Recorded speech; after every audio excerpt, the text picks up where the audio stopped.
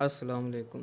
तो आज हम देखेंगे कि रूबिक्स क्यूब एक बहुत ही सिंपल वे में किस तरह बनता है। तो वीडियो पूरी देखें, वीडियो के एंड पे आपको यकीनन रूबिक्स क्यूब बनाना आ चुका होगा। क्यूब को सॉल्व करने से पहले कुछ स्पेसिफिक सेट ऑफ मूव सीखना ज़रूरी है।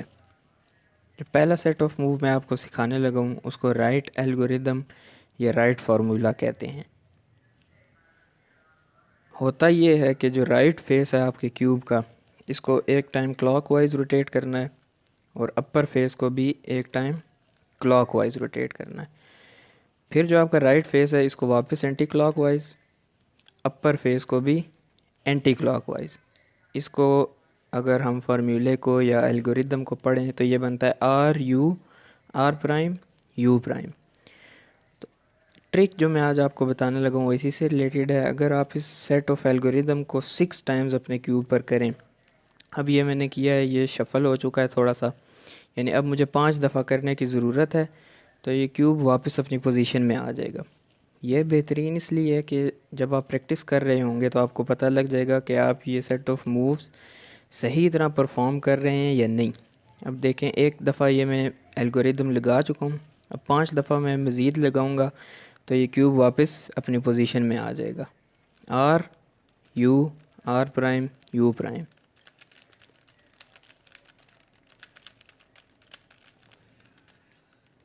6 टाइम्स कंप्लीट होने के बाद क्यूब वापस अपनी पोजीशन में आ चुका है। इसी तरह लेफ़्ट एल्गोरिदम है, ये लेफ़्ट फार्मूला है। उसमें पहले आर होता था, यानी राइट फेस को क्लॉकवाइज मूव करते थे। इसमें अब एल है, लेकिन एल को पहले एंटी क्लॉकवाइज मूव करेंगे, यानी इसका एल्गोरिदम बनेगा एल प्राइम एल यू। इसको भी आप मज़ीद 5 दफ़ा करेंगे तो क्यूब वापस अपनी पोजीशन में आ जाएगा।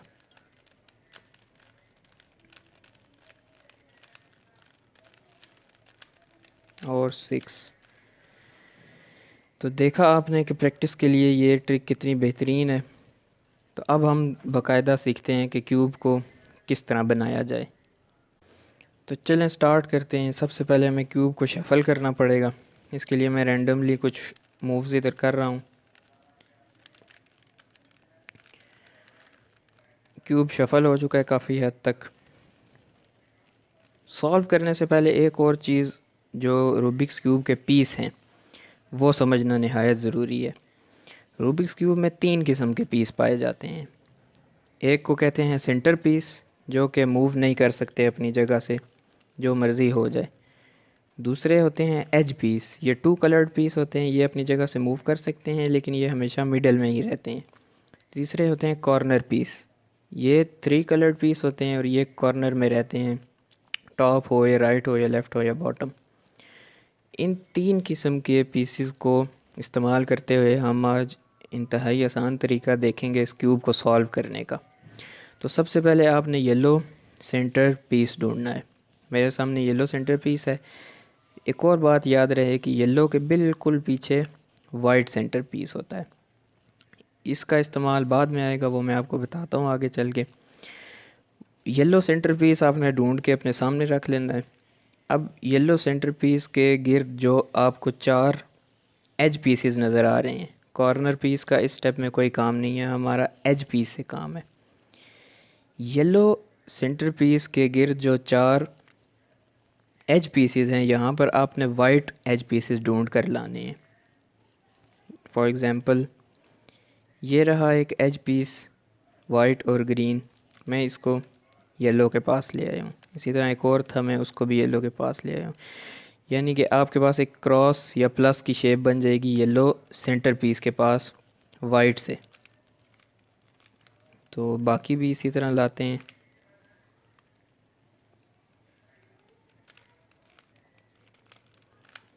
आपने देखा कि येलो सेंटर पीस के पास एक क्रॉस एक प्लस की शेप बन चुकी है। अब आपने ये करना है कि इन सेंटर पीस का जो दूसरा कलर है, एक तो वाइट टॉप पे आ गया, इसका जो दूसरा कलर है ये वाला, इससे रिलेटेड सेंटर पीस के साथ आपने मैच करना है मिडल रो वाले। जिस तरह ये ग्रीन इधर ऑटोमेटिकली मैच हुआ है, हम कोई ऐसा देखते हैं जो मैच नहीं हुआ, जिस तरह ये ऑरेंज है।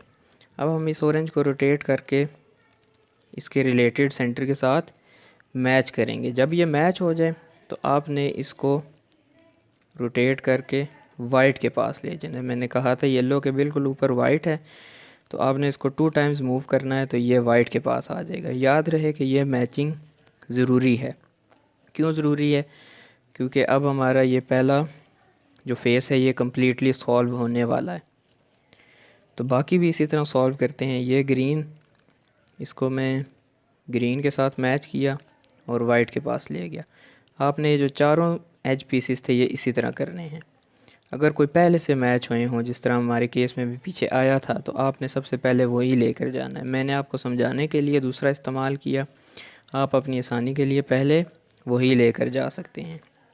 तो आप देख सकते हैं वाइट से हमारे पास यहाँ पर एक और क्रॉस बन चुका है, यानी कि अब हमारा एज पीसीस का काम ख़त्म हो चुका है। अब हमने काम लेना है कॉर्नर पीसीस से। तो इसके लिए आप अपने क्यूब को अपसाइड डाउन टर्न करें। अब आपने कॉर्नर पीसीस को आइडेंटिफाई करना है। मेरे पास यहाँ पर राइट साइड पे, और जो ये भी याद रखें आपने कॉर्नर पीस सॉल्व करना है वो आपके राइट साइड पे होना चाहिए। तो मेरे साइड पे, राइट साइड पे जो इस वक्त कॉर्नर पीस है वो है वाइट, ग्रीन और ऑरेंज। तो इसका रिलेटेड पोजीशन हम देखते हैं कहाँ बनेगी। ये देखें, आप देख सकते हैं कि ये सेंटर पॉइंट है ग्रीन, ये है ऑरेंज और ये है वाइट। इसका मतलब इस कॉर्नर पीस की जगह ये है। तो अब आपने यहाँ पर इसको लाने के लिए ये करना है कि राइट साइड पर रख के राइट एल्गोरिदम तब तक लगाते रहना है जब तक ये अपनी पोजीशन में नहीं आ जाता। लाजमी नहीं है कि एक दफ़ा ही लगाने से अपनी पोजीशन में आ जाए। कभी कभी 2 दफ़ा 3 दफ़ा आपको सेट ऑफ एल्गोरिदम लगाना पड़ता है, तब ये अपनी पोजीशन में आता है। तो चलें लगा कर देखते हैं। अभी ये एक दफ़ा ही लगाने से अपनी पोजीशन में आ चुका है। बाकी जो कॉर्नर पीसीज हैं उनको भी हम देखते हैं।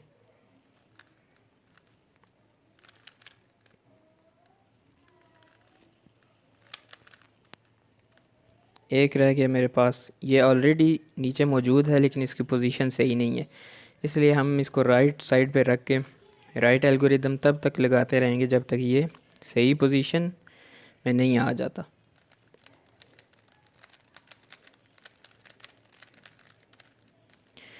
तो आप देख सकते हैं कि इस पॉइंट पे आपके पास वाइट और ये पहली रो कम्प्लीटली सॉल्व्ड होनी चाहिए। अब हम देखते हैं कि सेकंड रो किस तरह सॉल्व होगी। आपने देखा पहली रो को सॉल्व करना थोड़ा सा टेक्निकल था, लेकिन अब आहिस्ता आहिस्ता कहानी आसान होती जाएगी।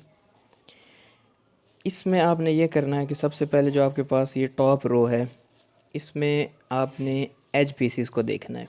मेरे पास यहाँ पर ऑरेंज और ग्रीन एज पीस है। यहाँ पर एक और बात याद रखने वाली है कि येलो वाले एज पीसीस को आपने इग्नोर रखना है। यहाँ पर कम्प्लीटली आपने येलो के अलावा जो बाकी एज पीसीस हैं उनको देखना है।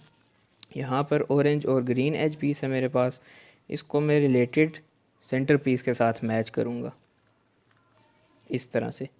मिडल रो में पहली रो का हमारा काम ख़त्म हो चुका हुआ है। अब हमारा इन 2 रो का काम है और इन 2 रो के ज़रिए हम ये अपनी मिडल रो कंप्लीट करेंगे। तो अब ये अपनी पोजीशन में आ चुका है। अब हमने देखना है कि इसने जाना किस साइड है। ये मैच है, ऊपर इसके दूसरा कलर ग्रीन है, ये ब्लू सेंटर पीस है और ये है ग्रीन। मतलब है कि इस एज पीस की जगह ये है, यानी इसने अभी अगर हम देखें तो लेफ़्ट साइड पर आना है। क्योंकि इसने लेफ़्ट साइड पर आना है तो हम जो ऊपर वाला पीस है अपर फेस, इसको उल्टी साइड पे घुमा देंगे, यानी राइट साइड पे एंटी क्लॉकवाइज घुमा देंगे। जिस साइड इस पीस ने आना था उससे ऑपोजिट डायरेक्शन में घुमा कर लेफ़्ट एल्गोरिदम 1 टाइम लगाकर क्यूब को लेफ़्ट साइड टर्न करें और राइट एल्गोरिदम। आप देख सकते हैं कि ये पीस अपनी जगह पर आ चुका है। इसी तरह दूसरी एग्जांपल लेते हैं। अभी तो ये राइट एंटी क्लॉक वाली एग्जांपल थी। अगर अपर फेस को क्लॉकवाइज टर्न करना पड़ता तो फिर हम पहले राइट एल्गोरिदम लगाते, क्यूब को राइट साइड टर्न करके लेफ़्ट एल्गोरिदम लगाते। तो आए ऐसी एग्जांपल देखते हैं।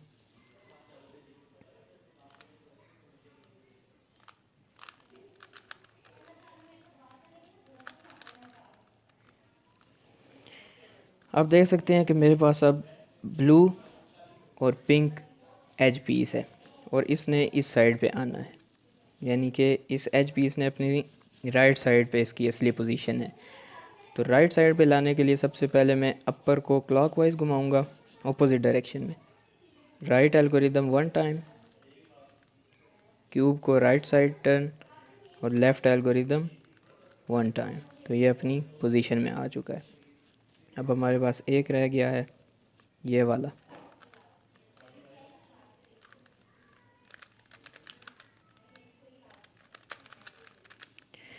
तो देख सकते हैं कि इस तरह हमारे पास ये 2 रोज़ कम्प्लीटली सॉल्व्ड हो चुकी हैं। अब बारी है टॉप रो, तीसरी रो की। ये थोड़ा सा लेंथी है लेकिन आसान है। टॉप रो के लिए सबसे पहले आपने टॉप पर येलो पीसेस को आइडेंटिफाई करना है।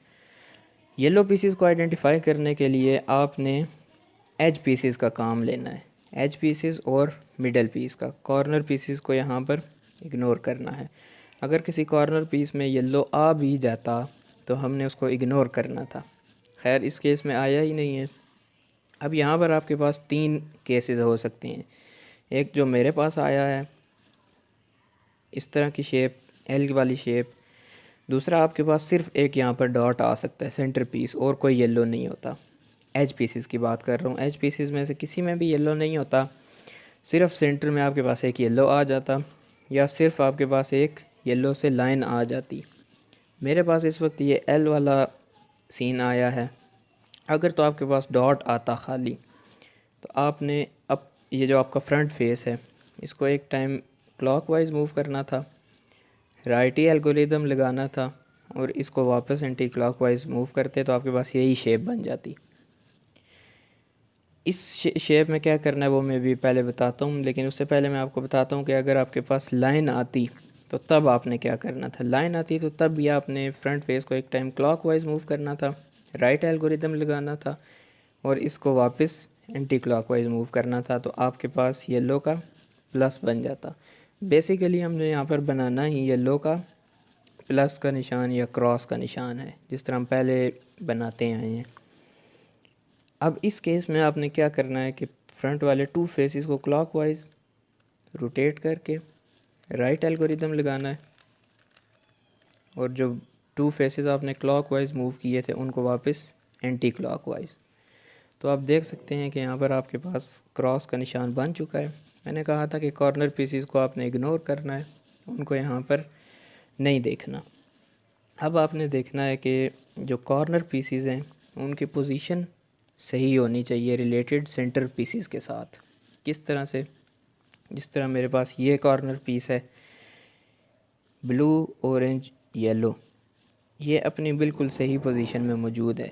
येलो ऑरेंज ब्लू पोजीशन बेशक ख़राब है, इस वक्त पोजीशन मैटर नहीं करती। आपने इनकी जगह चेक करनी है कि अपने रिलेटेड सेंटर पीसेस में मौजूद होने चाहिए। ये है, लेकिन ये अपने पीसेस सही में मौजूद नहीं है।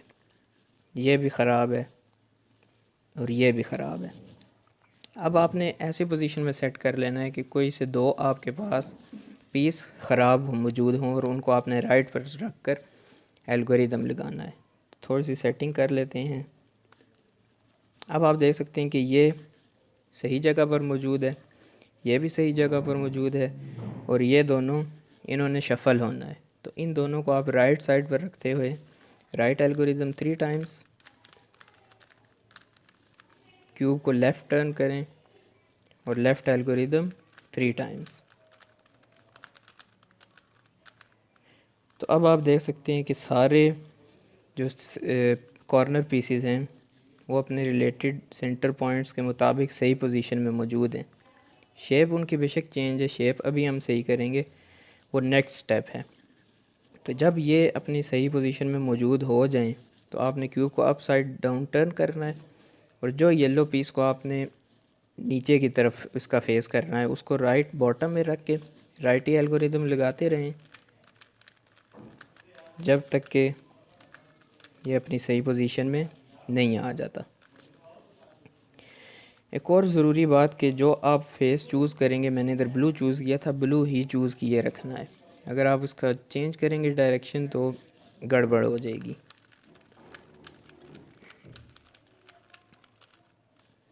एक रह गया मेरे पास।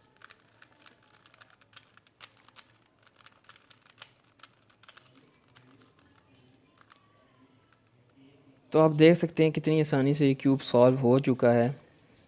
लाजमी नहीं है कि ये इस टाइम पर सॉल्व हो चुका हो, इस टाइम पर आपके पास एक और स्टेज आती है जो आपने सॉल्व करनी होती है। मैं आपको वो दिखाता हूँ। ये है वो पोजीशन, वो स्टेज जिसकी मैं बात कर रहा था। अब इसमें भी आपके पास दो केसेस होते हैं, या तो आपके पास एक साइड कम्प्लीटली सॉल्व्ड आती है, या जो ये 4 साइड्स हैं इनमें से कोई भी सॉल्व नहीं होती। आपने येलो और वाइट को इस टाइम इग्नोर करना है। तो यहाँ पर मेरे पास एक साइड कम्प्लीटली सॉल्व्ड आई है, तो मैं इसी को लूँगा और आपने भी इसी को लेना है। अगर तो कोई भी सॉल्व्ड ना होती तो आप कोई भी ले सकते थे। तो करना ये है आपने कि right algorithm 1 time, left algorithm 1 time, right algorithm 5 times,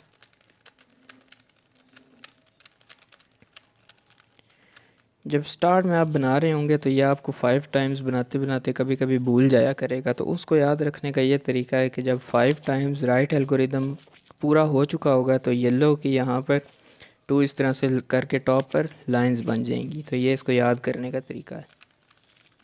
left algorithm 5 times,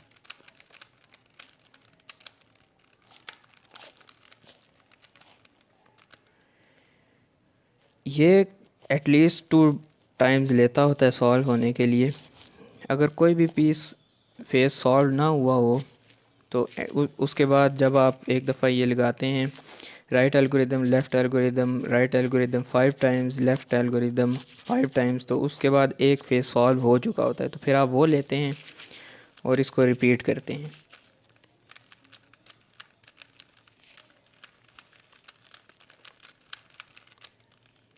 left algorithm भी 5 टाइम्स,